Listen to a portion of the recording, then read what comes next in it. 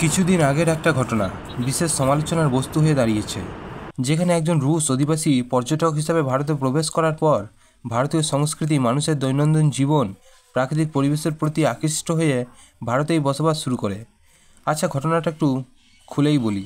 গত 9 জুলাই কর্ণাটকের উত্তর কন্নড় জেলায় এক বিদেশি মহিলাকে গুহার ভিতরে পাওয়া গেছে। তিনি তার 6 ও 8 বছর বয়সী 2 মেয়েকে নিয়ে গভীর জঙ্গলে ঘেরা ওই গুহায় বসবাস করছিলেন। 40 বছর বয়সী ওই মহিলার নাম নিনা কুটিনা। তিনি রাশিয়ার অধিবাসী।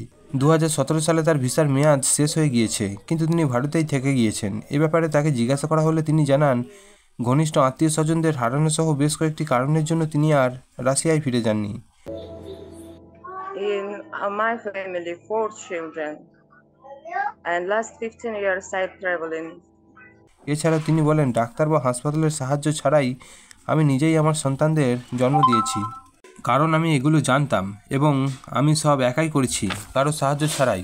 তিনি সারাদিন গুহায় কী করতেন জিজ্ঞাসা করা হলে নিনা জানান, আমরা সূর্যোদয়ের সঙ্গে ঘুম থেকে উঠতাম, নদীতে সাঁতার কাটতাম এবং প্রকৃতির মধ্যেই থাকতাম। কাছের গ্রাম থেকে প্রয়োজনীয় জিনিসপত্র কিনে আনতাম। আমরা ছবি আঁকতাম, গান গাইতাম, বই পড়তাম এবং শান্তিতে থাকতাম। তিনি যে গুহাতে থাকতেন তার 3টি অংশ রয়েছে, যেগুলির মধ্যে একটিতে পূজা, অন্যটিতে ঘুমানো এবং অন্যটিতে বসা ছাড়া অন্যান্য কাজ করতেন।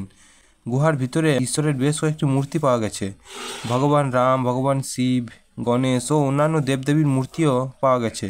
নিনা গুহাটিকে ফুল দিয়ে সাজিয়েছিলেন, গুহার গর্তে ধূপ জ্বালাতেন।